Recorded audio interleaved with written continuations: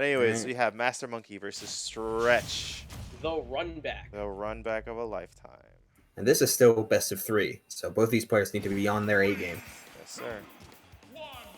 Now, this is a rare question. Do you think bracket fatigue still applies even in online? Yes, but for different reasons. Like, instead of playing just... So, most offline fusions would get a pretty significant amount of entrants. Yeah. So bracket fatigue just comes from you're playing a lot of games. Mm-hmm. The fatigue you're getting is just those, even with Ethernet connection, just those little bits of moments where it's like, oh man, where's my up air? Oh, that meant to be a full hop. Oh, like It's more mentally draining. little bit of drops. Just those little drops. It starts to wear on you ever so slightly. Which is why you see characters that are less technically, they're less input intensive, really start to succeed and place better than they normally do. Oh, wow. Yeah, wow. Not even immediately going for the fourth match. He waited to see. Monkey was He just does it. The man's just done it. What do you think? Okay, Stretch went for the falling up air there, but was facing Young Link, so it didn't reach nearly as far as it needed to. But MasterMonkey ended up messed up the kill combo it looks like he was going for. And now that might start to bite him with him sitting at 144, but the up air is going to be able to take that stock, as I say that. Yeah, I think the stock at 177. I just saw. Well, that's always been Young Link's like trouble, is that as long as if you're not able to start landing these down tilts and get into your confirms, like your opponent's just living because you're keeping them out with your items and your frame and like nair and stuff, but you're not able to find those kills. Yeah, like I've seen Young Links or even two Links or even Links. Like I've seen their opponents at like 200% because they can't. Because this is to a certain point where those kill combos just stop connecting. Yeah, and the way that Young Link and all the Links, I guess, are playing, because they're throwing out all these items in order to keep you out and dealing more and more damage, you can hit them out of your confirm windows a lot quicker than other characters can. Yeah. Holding onto the bomb in order to make sure his high recovery was safe. As the percents are looking about even, that counter. Ooh, barely missing with the counter. Yeah, both these players swinging in each other's faces. Some good spacing going on from both of them. Staying outside of each other's threat range, but also outside of their own threat range.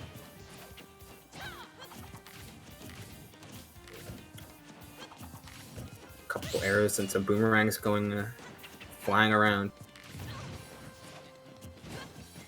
You know, that's something I always remember from... Shoutouts to Biddy, by the way.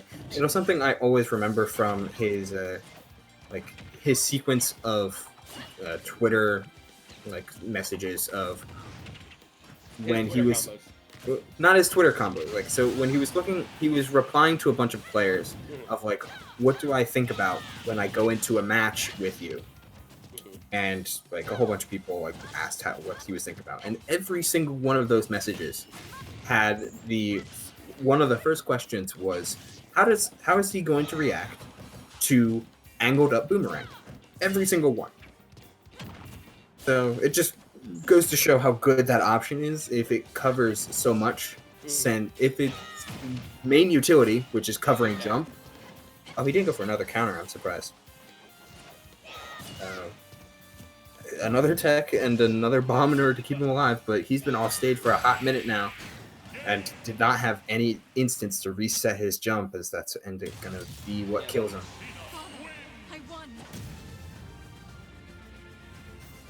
So starting the replay of what happened before of Stretch taking game 1, but I can't put Monkey away. He is closing that gap a lot. Like that really did come back to the wire. That was a solid game. So there's nothing really to change in terms of what you're going into as your game plan. It's just a matter of can you react to the right options and can you make the right reads in order to take these stocks first, which just comes down to playing well in game.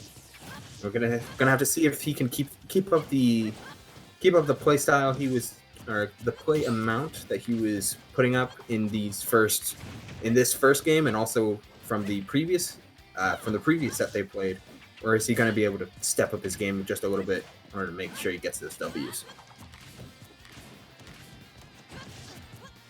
3 arrows in order to force a retreat is a good start, at least.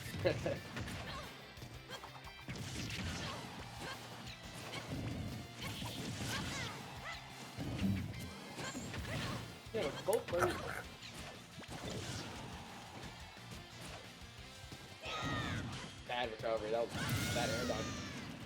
Like I see what he's going for, but yeah, just misspaced it. I guess like out of fear, like for Stretch going down with the counter for the spin attack. Yeah, like when you're young Link and you are facing, you've gotten countered off stage for final stocks a couple of times now. So you're gonna start looking for alternative ways to recover from deep, and hopefully now he's got a memory of how far his upward air dodge goes. Yeah. But even that's something I have noticed that Monkey I haven't seen him do at all. Is even attempting a tether grab. Yeah, you're right. Yeah. Right now he hasn't done it at all. So that would be a good decent mix up if he sees Stretch come down for the counter. That's also taking into account, like, is he in range? Lucina's almost all of her moves have a pretty solid amount of base knockback. So Stretch just puts MasterMonkey far enough to where the tether won't reach, or he's high enough to where it wouldn't matter. Yeah.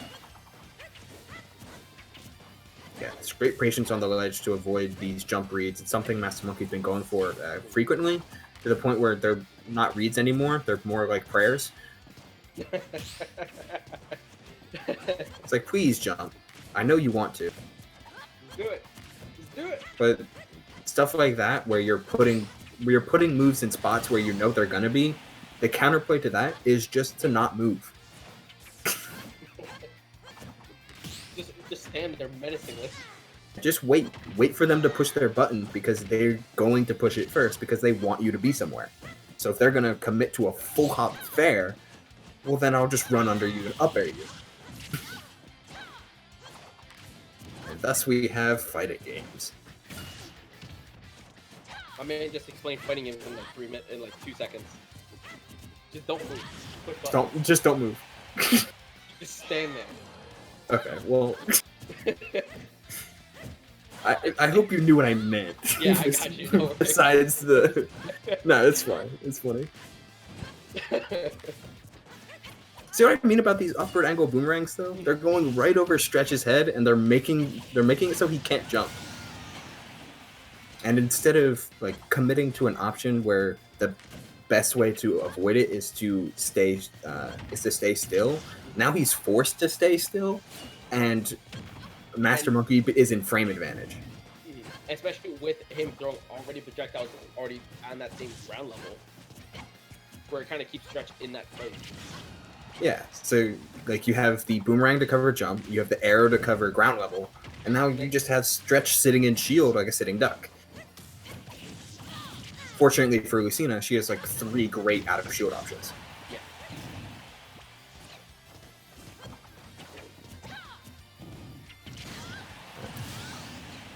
Good fair. No, this is where I see where MasterMonkey definitely shunts is definitely the low percent of just damage. But now when it comes to the high percent, that's where he's going to try to end it. Yeah, Young Link has like enough burst movement to where almost every item can combo into A, another item, or B, like some form of nair or back air of some kind. Which we don't see MasterMonkey go for many back airs, but like that's okay because it can be a little stubby, but also like you get so much off of landing a back air. He retreats to center stage, trying to make the most out of the stage control he had, but Dolphin Slash is going to escape that fair one into down tilt combo. Guess it wasn't a combo string then.